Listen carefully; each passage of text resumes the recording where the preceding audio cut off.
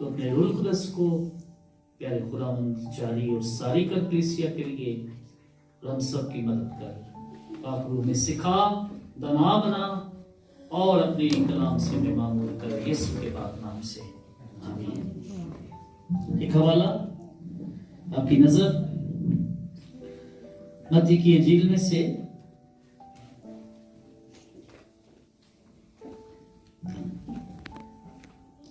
पहला बाब 18वीं आयत।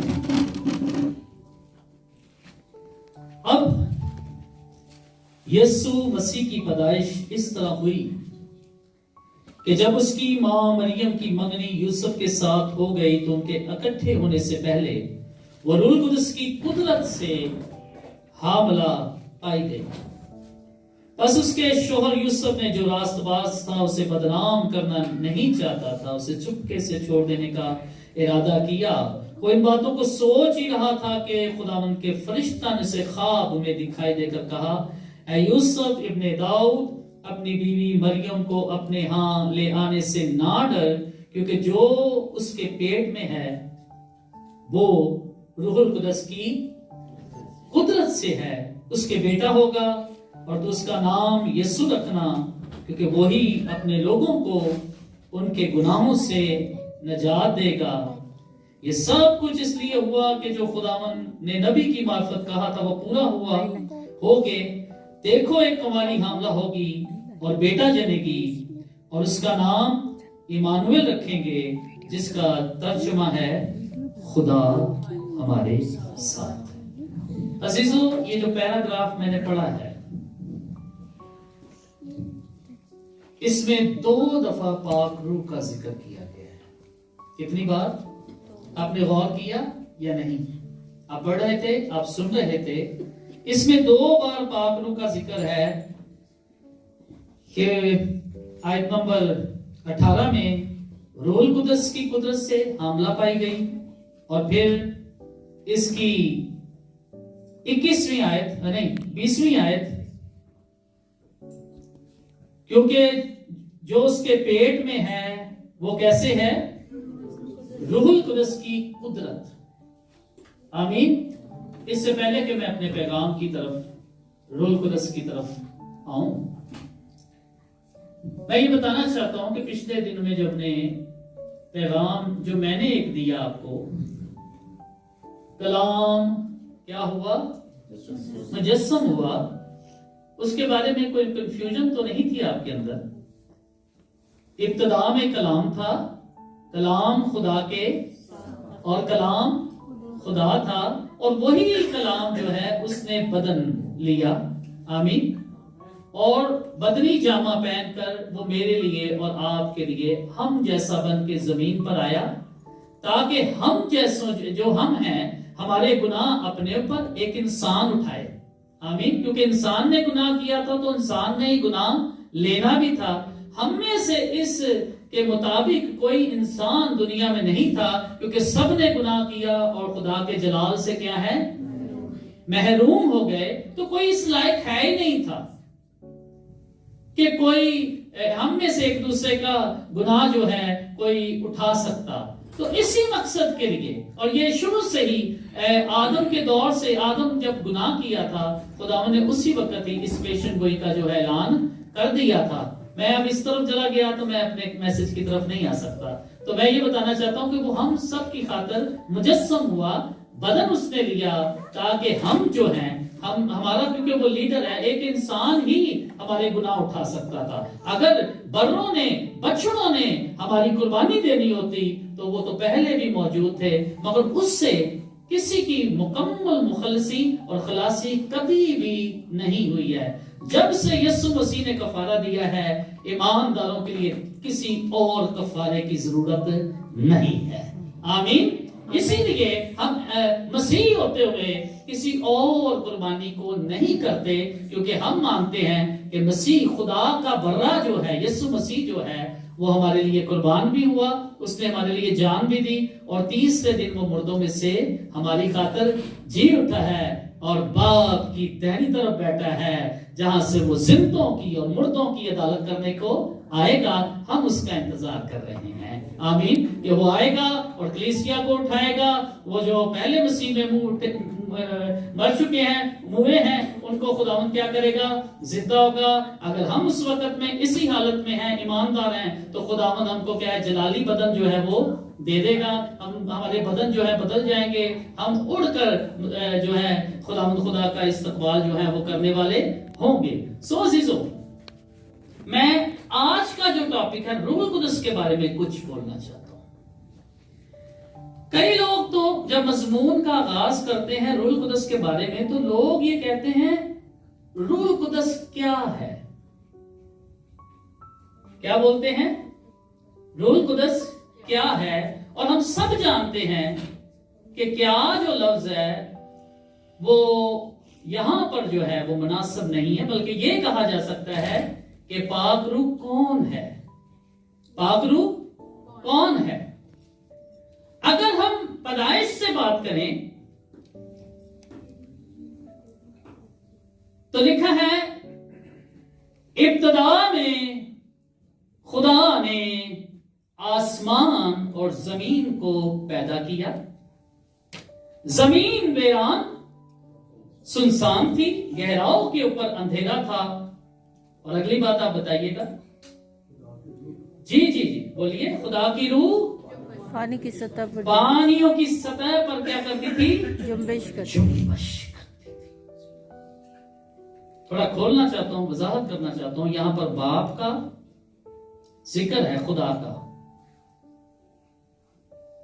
फिर दूसरी बात पाक रूह का जिक्र है, जिसे आपने कहा कि खुदा की रूह पानियों पर क्या करती थी।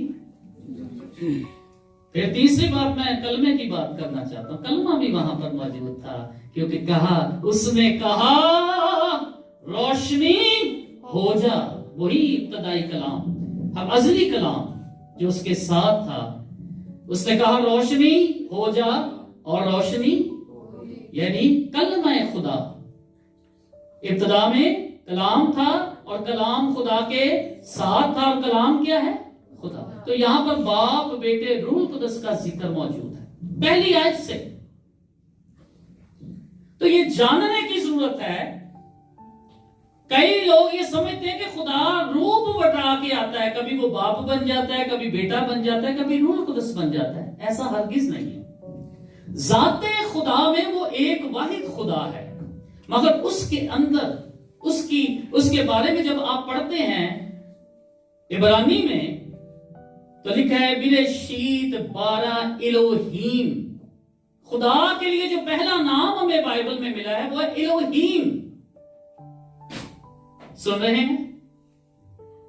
और इलोहीम का मतलब है कसरत वाला खुदा।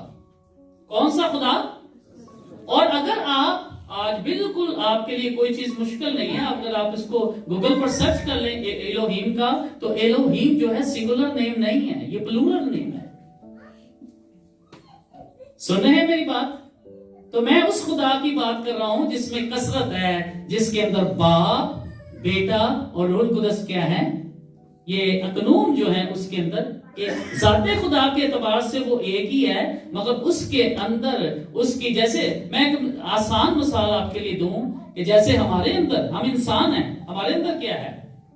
बोलिएगा, कुछ है हमारे अंदर कि नहीं है? हेलो, हमारे अंदर कुछ है? रूह है। और क्या है? जान है। और क्या है? तो क्या आप तीन हैं, लोग हैं? बोलिए बोलिए। है तो एक ही है, मगर आपके अंदर ये थ्री अकनूम जो है, दो तीन जो है, आपका रूह अलग चीज है, बदन क्या है वो आपका अलग चीज है, जान क्या है वो अलग चीज है, मगर आप एक हैं। इसी तरह खुदा वाहिद एक ही है, मगर उसके अंदर उसकी कसरत जो है मौजूद है, जिसे हम बाप, बेटा और रूह कुदस कहते हैं। और ये ऐसा नहीं है कि कभी वो बाप बन जाता है, कभी बेटा और कभी रूह कुदस, ऐसा नहीं है। आप पहली आयत से पैदाइश में देखें तो तीनों एक जगह पर भी आपको बाइबल में कार फरमा नजर आएंगे। आमीन। यीशु मसीह के बपतिस्मे पर, यीशु ने बपतिस्मा लिया, रूह कुदस कबूतर की मानंद उस पर नाज़िल हुआ, और बाप ने आसमान से आवाज दी, देखो ये मेरा प्यारा बेटा। ते इथे ते लहदा होके नहीं है, तीनों इकट्ठे भी क्या नजर आ रहे हैं। क्या ख्याल है? मगर कहूंगा खुदा हमारे कितने हैं? एक ही खुदा है। उसके अंदर जो है एलोहीम जो है, उसके अंदर जो कसरत है वो उसके अंदर जो है मौजूद है। आमीन। आज मैं आपसे क्या बात करना चाहता हूं। आप खुदा के बारे में बड़ी अच्छी सोच रखते हैं। आपसे मुराद ये नहीं लीजिएगा कि मैं आपको कोई पिन पॉइंट कर रहा हूं, मुहावरे में जा रहा है हम, या जनरल बात समझ लें कि लोग बाप के बारे में बड़ी अच्छी सोच रखते हैं क्योंकि खुदा ने दुनिया से ऐसी मोहब्बत रखी कि उसने अपना इकलौता बेटा बख्श दिया ताकि जो कोई इस पर ईमान लाए हलाक ना बल्कि हमेशा की। और कई लोग जमीन पर सिर्फ इस बात से तौबा कर रहे हैं कि खुदा उनसे मोहब्बत रखता है। आमीन आमीन।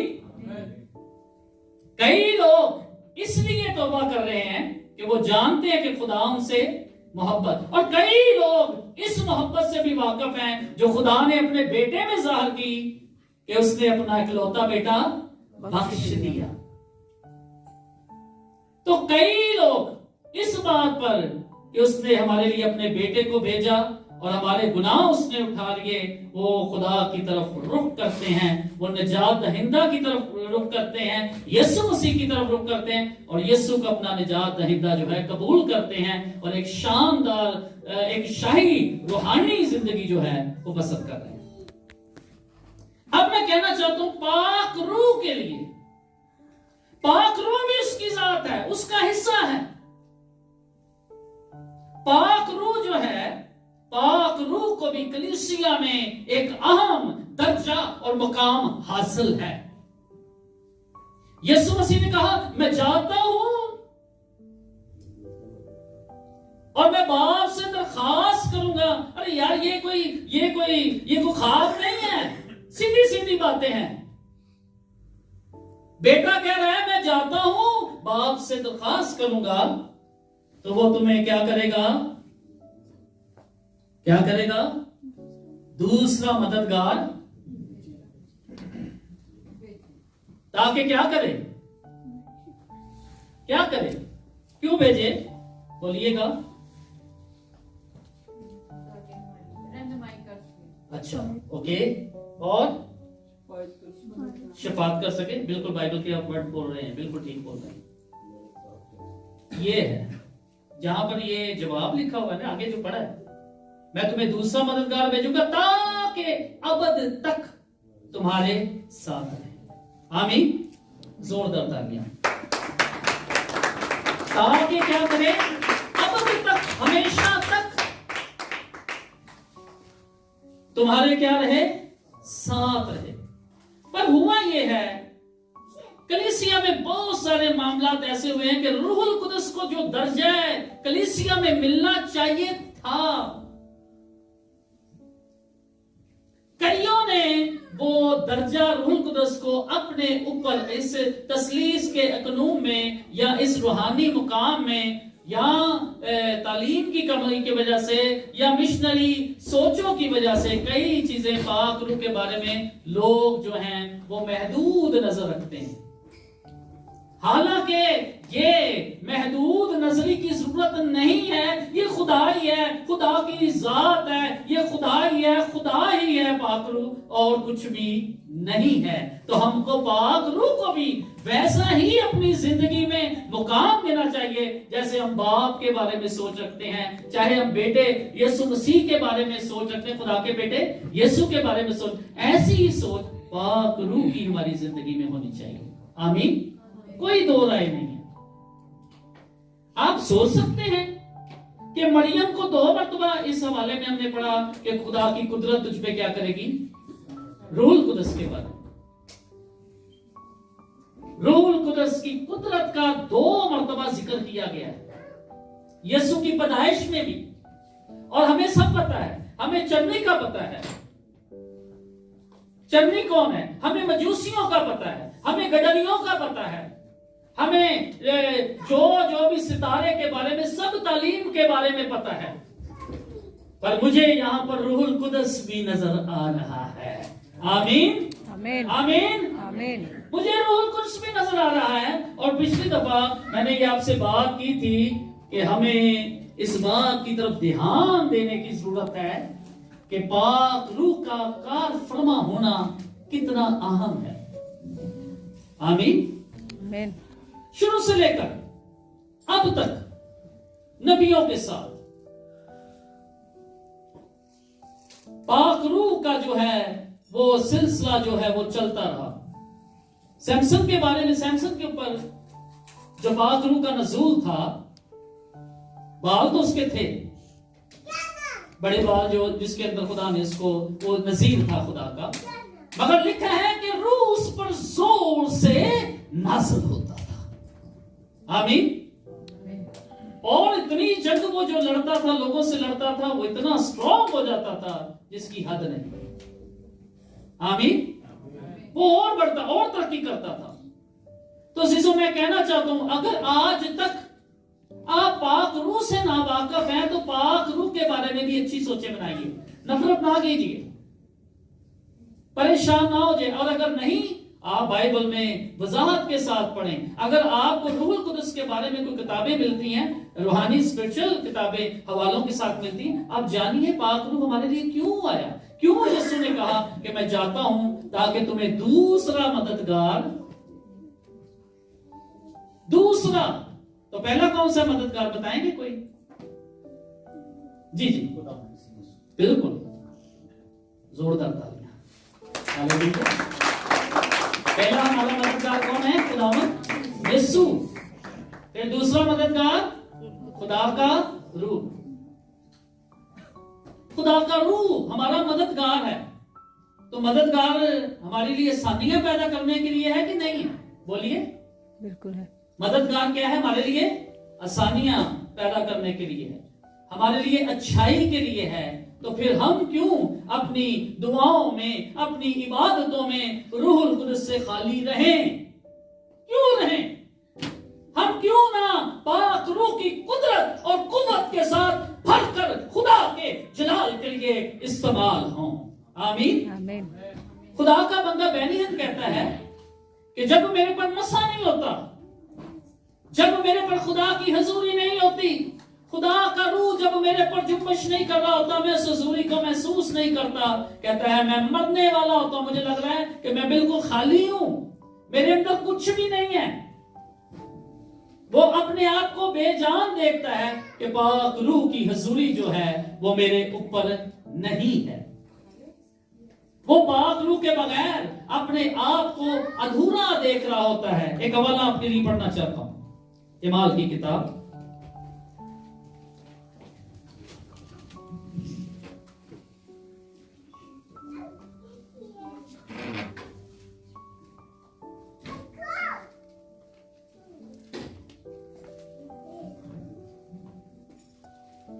बहुत सारे हवाले हैं, बहुत ज्यादा पाक रूह के हवाले, और मैं शॉर्ट शॉर्ट चीजों को आपके सामने रखा हूं।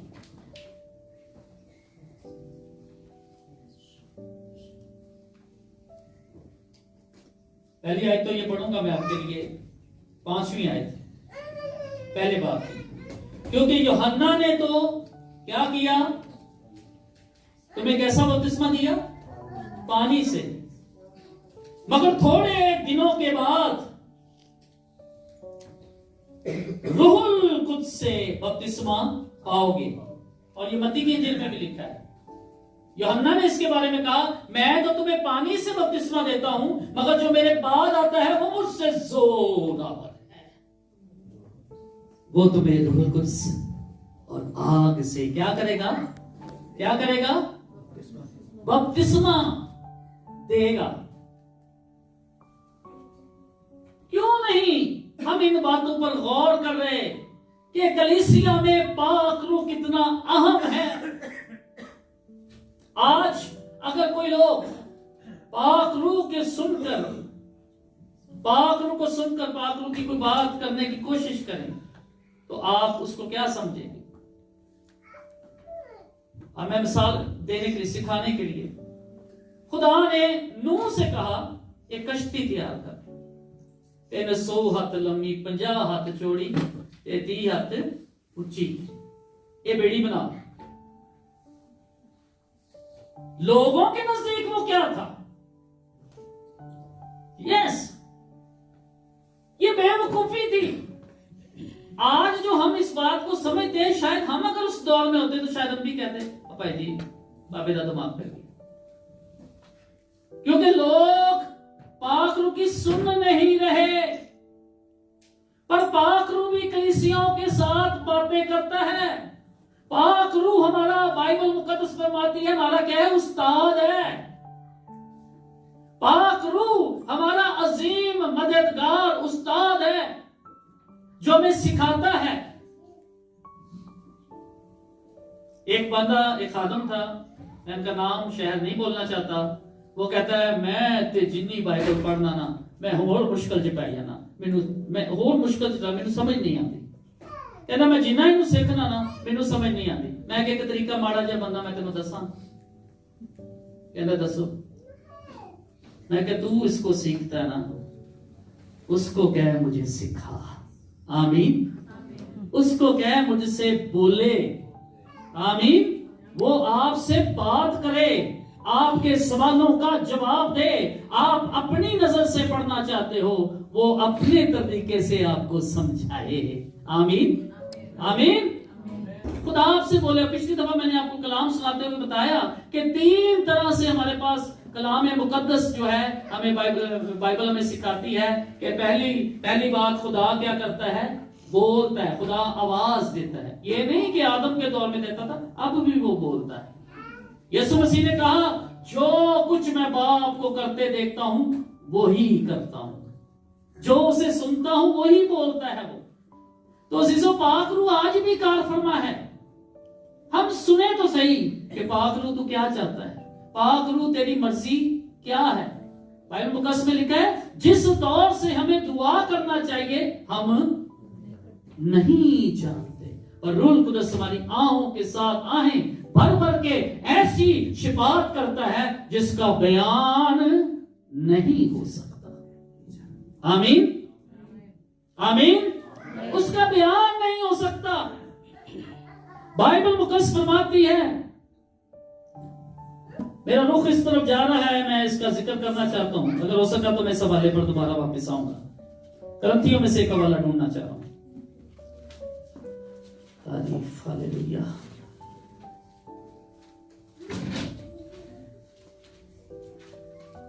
अगर आपको मिल जाए तो मेरी रानवी कीजिएगा। जहां पर चले, मुझे मिल गया 13वां बाब। Thank you. 13वां बाब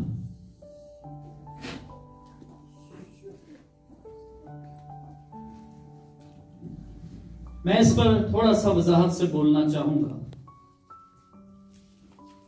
बाइबल मुकद्दस में लिखा है, दूसरी आयत, 14वें बाब की दूसरी आयत। 14वां बाब। क्योंकि जो बेगाना जुबान में बातें करता है वो आदमियों से बातें नहीं करता। सुन लीजिएगा। कई कहने सानू समझ नहीं आई, झड़े ना गाली नहीं करेंगे। इधर तू तर्जमान,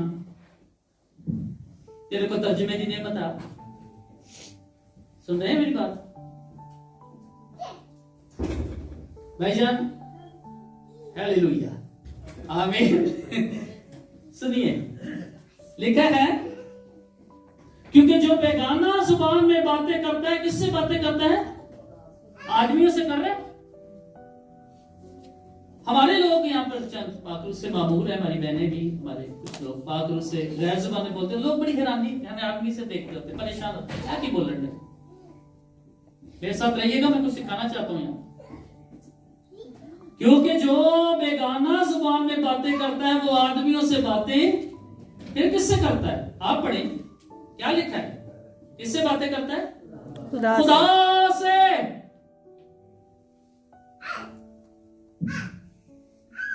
इसलिए कि उसकी कोई नहीं समझता। अब इसकी कोई नहीं समझता, इसलिए कई कहते गैर जुबानें बोलनी नहीं चाहिए। ये पाक रूह का अजीब काम है भाई। पाक रूह का काम है तो चलने दो, क्यों रुकावट डाल रहे हो? अगर खुदा की तरफ से है, पाक रूह की तरफ से है, तो फिर रुकावट क्यों? मैं अभी भी यहां पर मुकम्मल नहीं कर सका, मैं यहां पे कुछ सिखाना चाहता हूं आपको, क्योंकि जो बेगाना जुबान में बातें करता है वो आदमियों से बातें क्यों के करता, बल्कि खुदा से इसलिए कि उसकी कोई नहीं। और आगे बड़ी खूबसूरत बात की, हालांकि वो अपनी रूह के वसीला से कौन सी बातें कर रहा है? भेद की बात। हालेलुया। हालेलुया। कौन सी बातें कर रहा है? जो गैर जुबानें बोल रहे हैं, खुदा से बातें कर रहे हैं, भेद की बातें कर रहे हैं। आमीन आमीन। कितने भेद खुलन दिया है? रूह दे विच। आमीन आमीन। किधर भेद खुल रहा है? ये रूह के अंदर। दुनिया उसे नहीं जानती, दुनिया उसे हासिल नहीं कर सकती। बाइबल में लिखा है ना, यूहन्ना की इंजील में उस रूह कुदस के बारे में लिखा है, दुनिया उसे नहीं जानती, और फिर लिखा है दुनिया उसे हासिल नहीं कर सकती। जब दुनियावी है ना, जब दुनियावी ख्याल है, दुनियावी सोचे हैं, तो वो दुनिया फिर पाक रूह से महरूम रहेगी।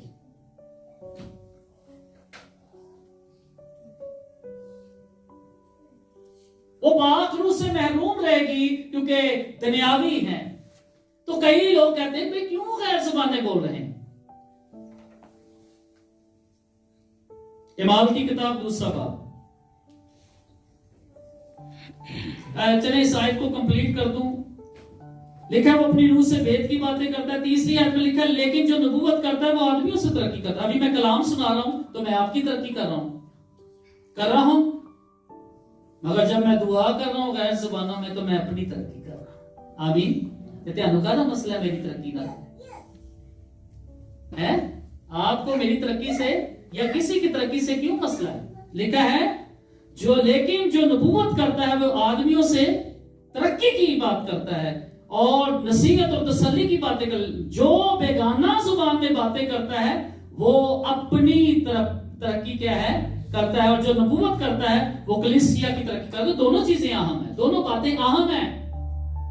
कई एक चीज को बड़ा और छोटा करके कह देते नहीं नबूवत बड़ी है इसलिए हमें गैर जुबानों की जरूरत नहीं। अगर खुदा ने आपको यहां पर नहीं खड़ा किया तो खुदा की अपनी मर्जी, आपको खुदा ने जो भी कुव्वत दी है, जो नेमत दी, खुदा का शुक्र हो। मगर अगर खुदा के बंदा को किसी को खुदा ने गैर जुबानें भी दी है, नबूवत भी दी है, तो ये बहुत बड़ी बात है, ये बहुत बड़ी बात है। ये इसका जिक्र खुदा के कलाम में मौजूद है। जो नबूवत करता है, अब आप में से हर एक नबूवत नहीं, हालांकि मूसा ने कहा काश के खुदा के सब लोग क्या होते, नबूवत करते, नबी होते। आमीन।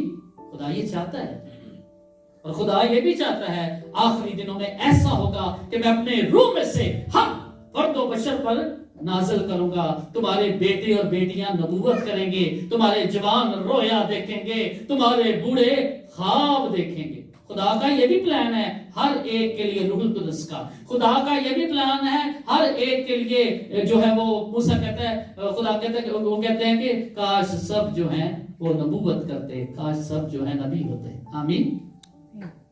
काश। और खुदा का यहां पर भी प्लान है आखिरी दिनों में ऐसा होगा कि मैं अपने रूह में से हर फर्दो बशर पर क्या करूंगा, नाज़िल करूंगा। खुदा का यह भी मंसूब है। कोई हासिल करता है या नहीं करता है ये अलग बात है, कोई रूह कुदस को उतना मौका देता है या नहीं देता है ये अलग बात है। आप कहेंगे कैसे रूह कुदस को मौका दे? यीशु मसीह ने कहा ठहरे रहो जब तक आलमे बाला से तुम्हें कुव्वत का लिबास नहीं मिल जाए। सुन रहे हैं?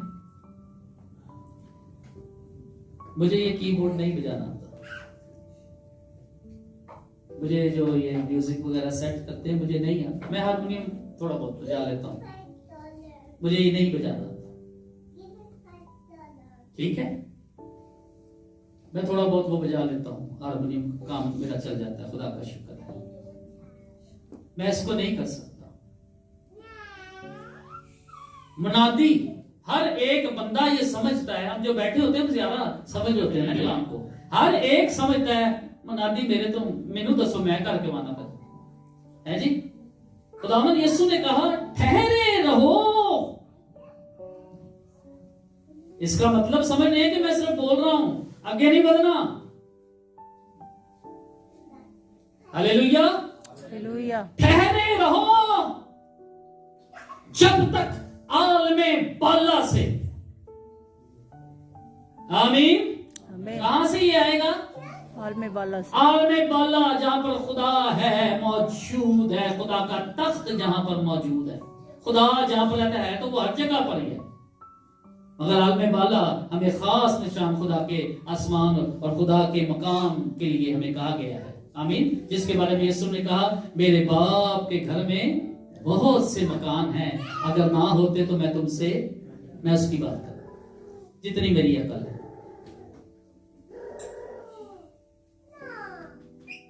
ठहरे रहो जब तक आलमे बाला से तुम्हें कुव्वत का लिबास नहीं मिल जाता। कुव्वत की मैं बात करूं, ये सारी कुव्वत है। आप पुलिस के ऊपर आप एक वर्दी देखते हैं कि लिबास देखते हैं, आप अलर्ट हो जाते हैं। ये जो ड्राइवर हैं जब ड्राइविंग करते होते हैं, पीछे जो गड्डी आती है ना तो जी वाली ड्राइवर वाले ड्राइविंग जो सिक्योरिटी जो है इनके क्या उनको कहते हैं जी, हैं जैसा, तो जब उनको आप देखते हैं आप थोड़ा अलर्ट हो जाते हैं, भाई जी बचना हमें ना कुछ सानू पर्ची सोनी जी दे जानी है, आप अलर्ट हो जाते हैं। आप हॉस्पिटल में जाते हैं, उनके एक लिबास हैं, आप देखते हैं ये डॉक्टर है, ये नर्स है, ये असिस्टेंट है, जो कुछ भी एनी हाउ। मैं अगर इसमें गया तो बहुत डिटेल में चल रहा हूं, आसानी कर रहा हूं। यीशु ने कहा ठहरे रहो जब तक आलमे बाला से तुम्हें कुव्वत का लिबास नहीं मिल जाता। हमें ठहरने की जरूरत है, किधर? दुआ में। आमीन। किधर ठहरने की जरूरत है? ये पाकरू मैं देने वाला नहीं हूं, भाई यासफ या और खुदा के खादम ये नहीं देते। हम दुआ में किसी की हेल्प करते हैं, दुआ में हाथ रखते हैं आपके लिए, पर हम देते नहीं हैं, क्योंकि इसका जो है दावेदार वो खुद है। आमीन। आमीन। ये आलमे बाला से आपको मिलेगा। और कैसे लेते हो? शिफा के में ले लेंगे यीशु को दुआवा ना। आमीन। तो पागरू भी ले लो। आमीन। मैं अगर इसकी डिटेल में जाऊं ना, इतना कुछ पढ़ा है जिसकी, मगर मैं अभी तमहीद तक ही हूं, मैं अभी पहचान देने तक हूं। ये समझ आ गई तो फिर हम आगे बातों में बढ़ जाएंगे। ठहरे रहो जब तक आलमे बाला से तुम्हें कुव्वत का लिबास नहीं मिल जाता। इमाल का हवाला पढ़ना चाहूंगा, दूसरा बाब निकालिए, और फिर हम इसको इख्तिताम की तरफ लेके जाएंगे ताकि हम लास्ट दुआओं में भी शामिल हो सके। तारीफ। हालेलुया। यीशु जब गया, जमीन पर से गया, आसमान पर गया, तो यही कुछ कह के गया था कि उस वादा के क्या रहो, मुंतजर रहो। आमीन। आमीन। उस वादा के मुंतजर रहो, ठहरे रहो जब तक आलमे बाला से तुम्हें कुव्वत का लिबास नहीं मिल जाए। दूसरे बाब में रूहुल कुदस का नजूल है। इमाल के दूसरे बाब में रूहुल कुदस का नजूल है, जब शागिर्द, सुन लीजिए कौन कौन से शागिर्द, किसी को पता है इन शागिर्दों में कौन कौन था जो रूहुल कुदस के लिए ठहरे थे दुआ में 10 रोज? कौन कौन था? सारे शागिर्द। जी जी बहन कुछ बोल रहे हैं? जी जी ये सारे शागिर्द बिल्कुल यही थे, और भी कलीसिया के जो लोग थे, और फिर खवातीन भी थी। और यहां पर बताऊं सुपर नाम जो सबसे बड़ा मैं लेने लगा हूं, मुकद्दसा मरियम मौजूद। एदू बड़ा कोई होएगा दुनिया के उत्ते जनाब औरतां विचों? मुकद्दसा मरियम जिसकी कोख से यीशु ने जन्म दिया, वो रूहुल कुदस के लिए ठहरी है। शागिर्द जो बराए रास्त यीशु मसीह से तालीम सीखने वाले, शागिर्द बनने वाले हुए, वो रूहुल कुदस के लिए ठहरे हैं। आमीन।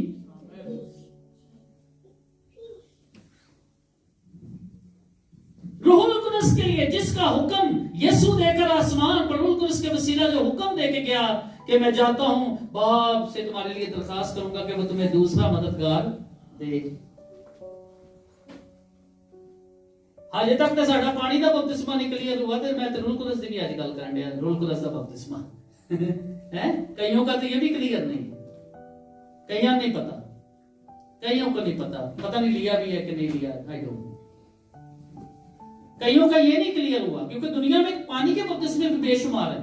अब मैं इसमें क्या सही है क्या गलत है मैं इस तरफ नहीं जा रहा, सिर्फ ये बताना चाहता हूं कई ऐसी कलीसियां हैं जो झड्डे के नीचे से पानी का बपतिस्मा देते, कई ने जेड़े कोले दे विच पानी का बपतिस्मा देते, कई छट्टे का बपतिस्मा देते हैं, कई कुछ देते हैं, कई कुछ देते हैं। क्लियर नहीं है, कईयों के पास क्लियर नहीं है। तो मैं तो आज रूह कुदस का भी जिक्र लेकर आपके सामने ले बैठा हूं। आमीन। रूह कुदस का बपतिस्मा,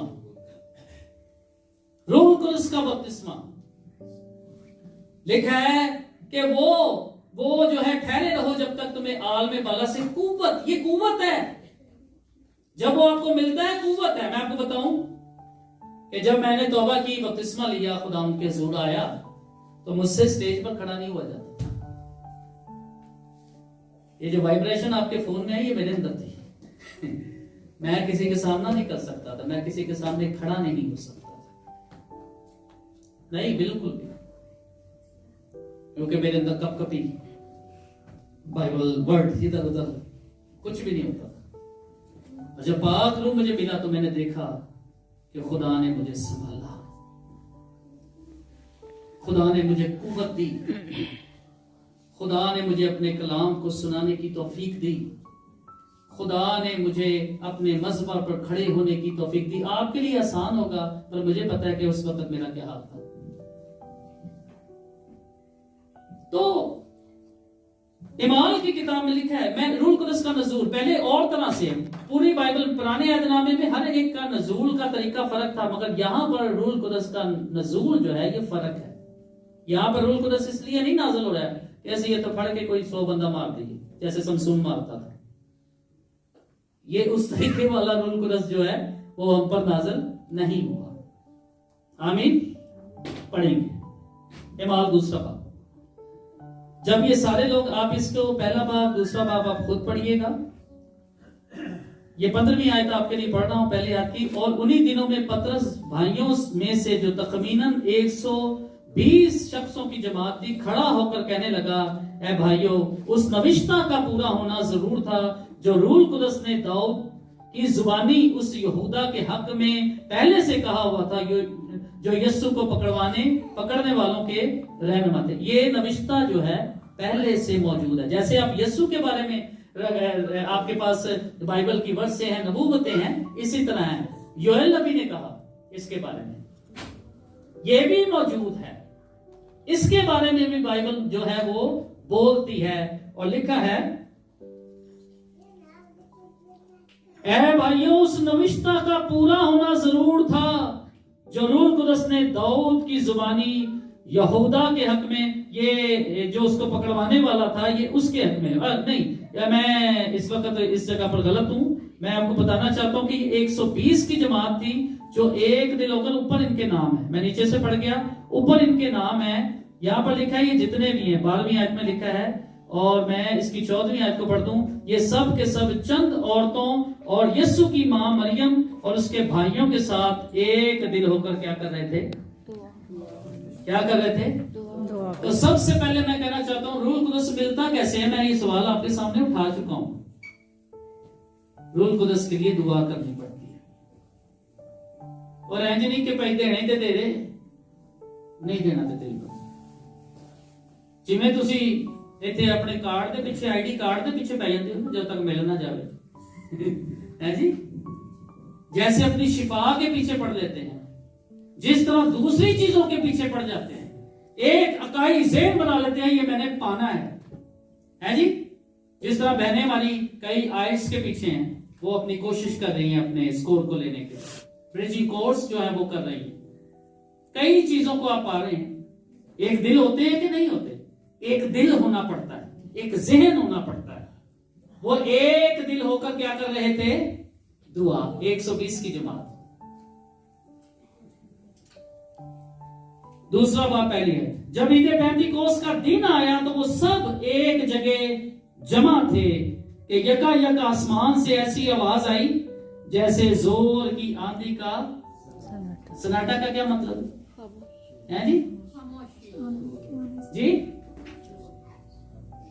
साइलेंट। अच्छा, इधर कोई और बोल रहा है कुछ, क्या है जी सन्नाटा का मतलब? जोर की आंधी का। जी जी सर जी, कोई और बोलना चाहता है? आपने इधर पता क्या ऑपोजिट हो गया, इधर साइलेंट जे ते उधर शोर है जी। मगर इधर से जो आवाज आई मैं इनके साथ मुत्तफिक हूं।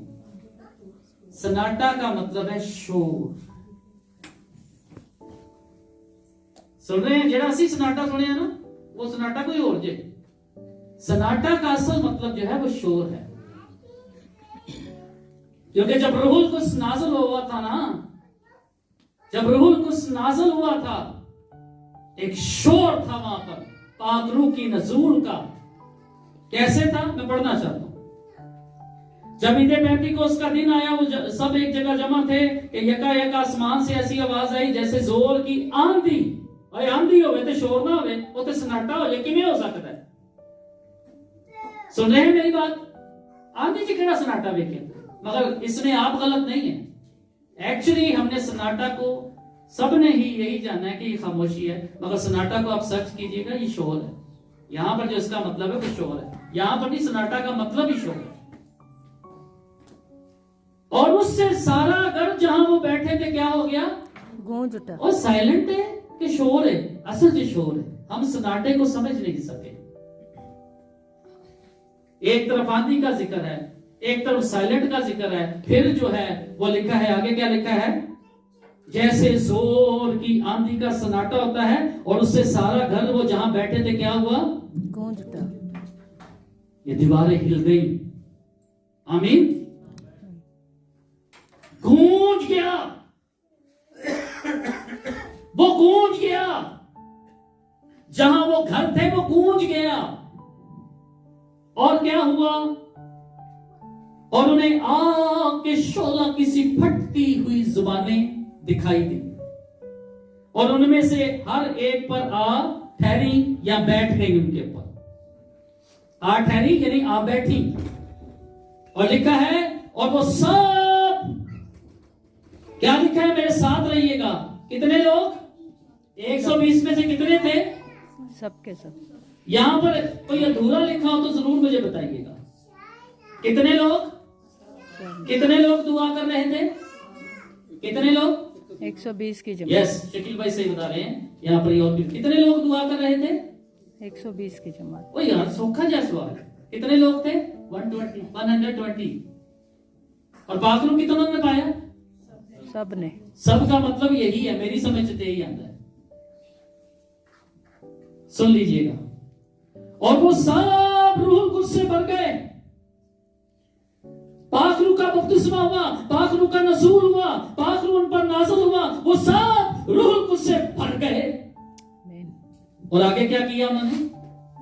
और गैर जुबानें बोलने लगे, जिस तरह रूह ने उन्हें बोलने की ताकत बख्शी। ये नहीं मैं कह रहा क्योंकि बर्दे हालेलुया हालेलुया, मैं कोई वर्ड आपको दे रहा हूं, मैं कोई दुहाई आपसे करवा रहा हूं, ऐसा हरगिज नहीं है। उन्होंने सिर्फ खुदा के हुजूर 10 रोज दरवाजे बंद। ਇੱਥੇ तो 2 घंटे हो जाए ना, तो बाद पादरी ਨੂੰ बड़ी बदनामी मिलती होती है ਜੇ थोड़ा ਜਿਹਾ ਟਾਈਮ ਉੱਤੇ ਹੋ ਜਾਏ।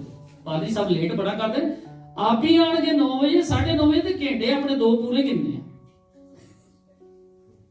हैं जी, अपना आधा घंटा नहीं गिनना। मैं आपसे प्यार के साथ बात कर रहा हूं, कोई माइंड ना कीजिएगा। मैं ये कह रहा हूं कि जब 2 घंटे हम खादमे दीन हमसे भी लेट हो जाता है, मैं लेट जान रहा इस टाइम, पर मैं कुछ बता कर इधर आना चाहता हूं। जब हमसे थोड़ी सी देर हो जाए ना, तो बड़ा ही देर कर छड़ी, ते आप ही भावें से 1.5 घंटा लेट आइए, वो देर नहीं है। जब आंदे हो ना उदों तो 2 घंटे गिनना शुरू कर दिया है जी, चलो जे ज्यादा लग देने थे। फिर ये प्यार के साथ आपसे बात कर रहा हूं, कोई माइंड ना कीजिएगा। लिखा है वो सब जो कंटिन्यू क्या कर रहे थे 10 रोज से, कभी किए 10 रोज, बैठे हो पाक रूह के लिए, कभी इतनी भूख और प्यास अंदर आई है, कभी रोजा रखा है? आप में से रखा होगा कईयों ने, मैं जनरल बात कर रहा हूं। कभी पाक रूह के लिए ठहरे हो कि पाक रूह के लिए मैं रोजा रखूं? मैं कहूं खुदावंद जैसे रसूलों ने जो है पाक रूह को पाया, 120 की जमात ने पाक रूह पाया, मुकद्दसा मरियम ने जिस तरह पाक रूह पाया, मुझे भी वैसा पाक रूह मिले। क्योंकि हमारे पास ख्याल कुछ और है पाक रूह के बारे में। वो लिखा है सब रूह कुछ से भर के, सब 120 की जमात जो सबसे पहला पाक रूह का उनके अंदर काम हुआ है, जो बपतिस्मा रूह कुछ का उनको हुआ है, उनमें वो सब रूह कुछ से भर गए और गैर जुबानें बोलने लगे। आमीन। मैं बाइबल के साथ जा रहा हूं, आगे कोई भी हमारी अपनी जो भी मतलब कि हम समझते हैं, आपके क्या थॉट है मुझे नहीं पता, मैं बाइबल आपके सामने पढ़ के बता रहा हूं, यहां पे मुझे जरूर ऐसे उंगली करके रोक लेना। वो सब रूह कुछ से भर गए। कितने लोग फिर मुझे बोले?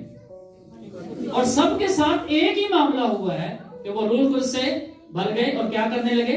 गैर जुबानी। जो गैर जुबानें बोलता है वो आदमियों से बातें नहीं करता, वो खुदा से करता है, अपनी रूह के वसीला से भेद की बातें कहता है। नफरत क्यों है? कईयों के अंदर गैर जुबानों के लिए भी नफरत है। कई जमातों में पाक रूह के गैर जुबानों के बारे में कई ऐसे दावादार, हाँ जी ਅਸੀਂ पाक रूह ਨੂੰ मानने हैं, ਅਸੀਂ पाक रूह के बपतिस्मे ਨੂੰ मानने हैं, पर कलीसिया में एक को भी पाक रूह का बपतिस्मा मुझे माजरत के साथ मुझे कहने दीजिएगा जुबानें बोलने वाला। आमीन आमीन। ये खुदा का काम है, ये सुलेमान का नहीं है, ये भाई आसिफ का, पास्टर रोबन का, हमारी कलीसिया का काम। ऐसा कर ही नहीं सकते आपके साथ, ये पाक रूह का काम है। लिखा है वो सब रूह कुदस से और क्या करने लगे? जिस तरह रूह ने उन्हें बोलने की, और अगे मुसीबत पै गई, एक और लड़ाई चलना शुरू हो गया उत्थे ही, कहने नशा किया इन्होंने, यही लिखा है आगे है जी। क्या कहने लगे?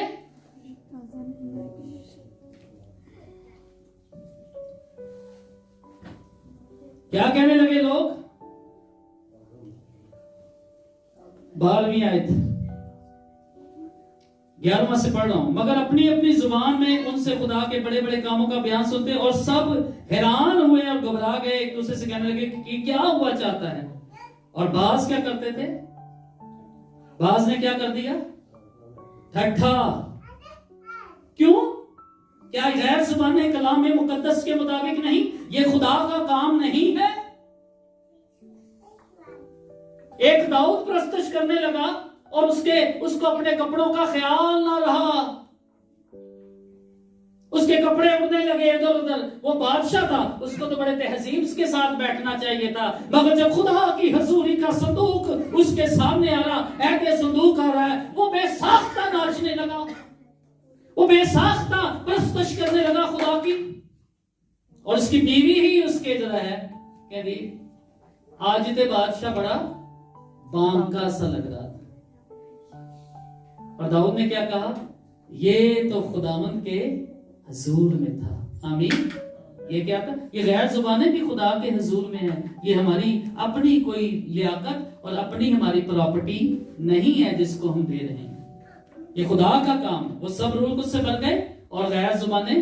और खुदा का शुक्र है कि हमारी इस कलीसिया में भी कई लोगों को मैंने पाक रूह से भरा और गैर जुबानें बोलते हुए देखा है। खुदा का शुक्र है हमारे इस चर्च में ना हमारे पास्टर साहब ने, ना आसफ भाई ने, ना हमने किसी को कोई मुमानत नहीं की, क्योंकि खुदा का काम है।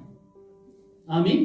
कोई हमारे अंदर कोई इस पर नेगेटिव बात जो है वो नहीं करता कि क्यों बोल रहे हैं। खुदा का शुक्र है मैं यहाँ पे बोलता हूँ और लोग यहाँ पे बोलते हैं, पर कोई रुकावट इस चर्च में इसके बारे में आपको नहीं है। तो क्या किया जाए? कई लोग इसको क्या करते हैं? ठट्ठा उड़ाने लगे कि ये क्या है? ताजा मैं के क्या है? नशे में। इन्होंने नशा किया भाई जी, इन्ना शोर ये वो सनाटा जरा शोर वाला सी। आमीन। तो मैं ये कहना चाहता हूं पैदाइश का हवाला भी मैंने दिया, मैंने मुकद्दसा मरियम के जब वतन से यीशु मसीह हुआ, रूह कुदस की कुदरत का बयान किया। और आप अगर मुकाशवा में चले जाते हैं तो वहां पर भी कहते हैं, रूह कहती है यीशु, रूह और दूसरा कौन, रूह और दुल्हन कहती है यीशु।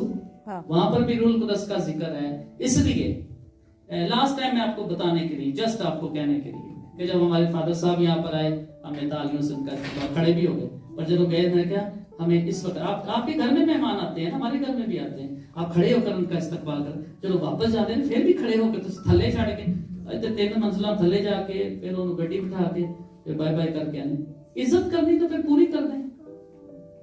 तो खुदा के साथ चलना है तो बाप बेटे रूह कुदस पूरे खुदा को इज्जत दीजिए। आमीन आमीन।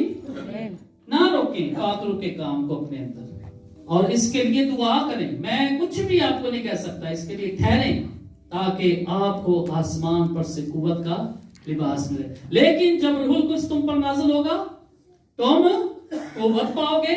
यरूशलेम, यहूदिया, सामरिया और जमीन की इंतहा तक तुम मेरे क्या होगे, गवाह होगे। खुदा आप सबको बरकत दे। आइए हम दुआ